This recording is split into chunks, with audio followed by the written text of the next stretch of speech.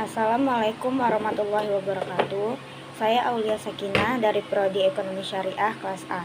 Di sini saya akan mempresentasikan materi tentang pemikiran ekonomi yang berkembang di berbagai peradaban sebelum masuknya Islam. Materi kali ini akan membahas 7 peradaban utama yang dimulai dari ekonomi Mesir kuno hingga ekonomi Arab pra-Islam. Masuk ke pembahasan yang pertama, yaitu peradaban di ekonomi Mesir kuno pada masa Fir'aun. Pada masa Fir'aun, ekonomi Mesir kuno terpusat pada satu hal, yaitu Sungai Nil. Sungai Nil adalah nadi bagi kehidupan mereka. Setiap tahun, banjirnya membawa lumpur subur yang mampu membantu pertanian secara produktif. Basis ekonomi mereka adalah pertanian terpusat.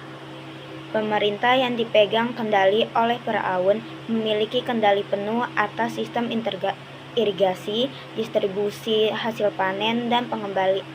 Pemerintah yang dipimpin oleh Firaun memiliki kendali penuh atas sistem irigasi, distribusi hasil panen, dan juga pengumpulan pajak. Dan tujuan mereka juga bukan hanya untuk mendapatkan keuntungan, tetapi untuk mencapai kesejahteraan yang kolektif. Kesejahteraan diukur dari kemampuan negara untuk menyediakan makanan yang cukup bagi seluruh rakyat, menghindari kelaparan, dan juga menjaga stabilitas sosial.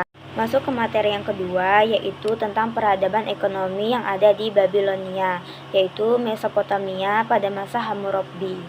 Pada peradaban ini, ekonomi tidak hanya membahas tentang pertanian, tetapi juga membahas tentang perdagangan dan juga kerajinan.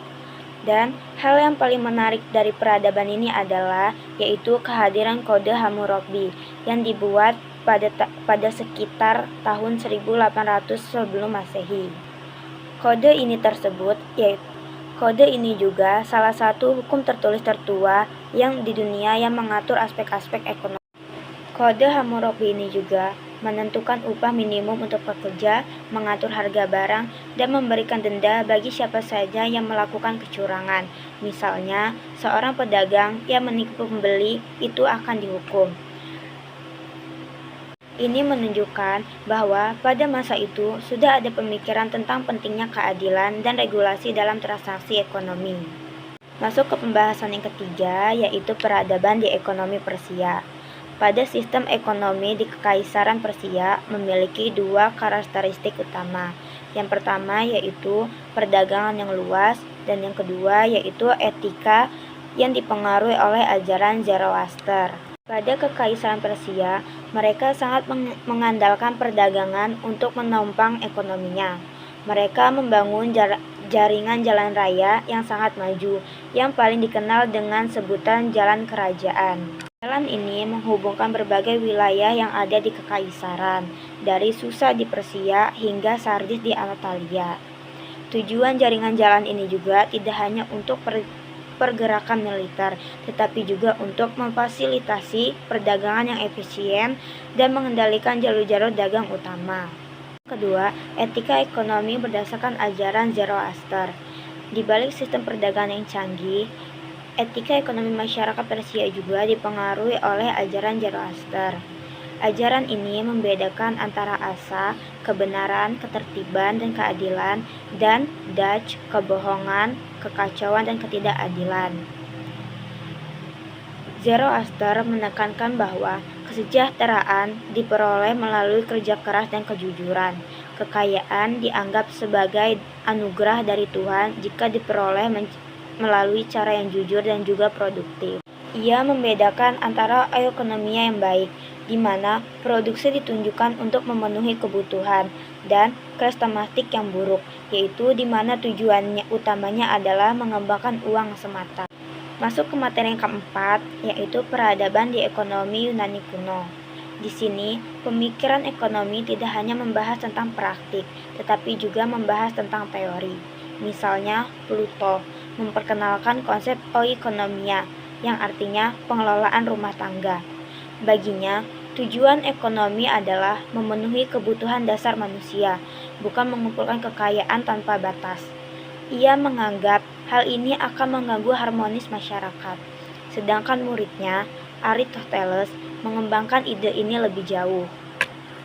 Ia membedakan antara oikonomia yang baik, di mana produksi ditujukan untuk memenuhi kebutuhan, dan krematistik yang buruk, di mana tujuan utamanya adalah mengumpulkan uang semata. Pembahasan yang kelima yaitu peradaban ekonomi di Romawi. Kekaisaran Romawi membangun sistem ekonomi yang jauh lebih besar dan kompleks. Basis utamanya adalah memperluas wilayah dan kekuasaan militer. Mereka menguasai banyak wilayah, menciptakan jalur perdagangan yang luas, dan mengumpulkan kekayaan dari penaklukan. Namun, perekonomian Romawi juga sangat bergantung pada perbudakan. Para elit memiliki perkebunan besar yang dikelola oleh ribuan budak. Hal ini menyebabkan kesenjangan sosial yang sangat parah. Rakyat biasa seringkali kesulitan bersaing, dan ketidakadilan ini menjadi salah satu penyebab utama ketidakstabilan sosial. Masuk materi yang keenam, yaitu peradaban di ekonomi India kuno atau Hindu. Di India, sistem ekonomi tidak dapat dipisahkan dari sistem sosial, terutama di sistem kasta. Setiap individu lahir di dalam kasta yang berbeda, yang menentukan pekerjaan, status sosial, dan peran ekonominya. Moralitas ekonomi di sini sangat terkait dengan kasta. Seseorang yang lahir dari kasta yang lebih rendah lebih memiliki akses yang terbatas terhadap sumber daya. Moralitas ekonomi di sini sangat terkait dengan kasta. Seseorang yang lahir dengan kasta yang lebih rendah memiliki akses terbatas terhadap sumber daya dan kesempatan. Meskipun memiliki struktur yang jelas, sistem ini juga menciptakan ketidaksetaraan, ketidakadilan, dan keterbatasan mobilitas sosial terhadap kasta yang lebih rendah. Pembahasan yang terakhir yaitu pembahasan peradaban Arab pra-Islam atau yang dikenal dengan zaman Jahiliyah. Zaman Jahiliyah merujuk pada kondisi zahirah Arab sebelum kedatangan Nabi Muhammad SAW. Periode ini disebut Jahiliyah bukan karena mereka tidak memiliki peradaban atau pengetahuan, melainkan karena kondisi sosial, politik, dan moral yang kacau balau, jauh dari nilai-nilai ketauladanan dan kemanusiaan. Misalnya, pada praktik ekonomi, yaitu riba. Dalam transaksi keuangan, riba memberikan bunga atau tambahan yang memberatkan sudah lazim dilakukan. Sistem ini menguntungkan orang yang kaya yang memberi pinjaman, namun menindas orang miskin atau pedagang kecil karena membayar bunga yang tinggi. Pada masa peradaban ini juga, masyarakat banyak menyembah berhala-berhala, masing-masing dianggap sebagai dewa atau Tuhan. Berhala-berhala ditempatkan di sekeliling Ka'bah di Mekah, yang saat itu menjadi pusat ibadah. Tapi ada juga kelompok kecil yang menganut monoteistik, yaitu keyakinan yang keberadaan satu Tuhan, yaitu seperti Yahudi, terutama di kota-kota seperti Madinah atau Khibar. Kedua, Kristen menyebar di wilayah utara dan selatan.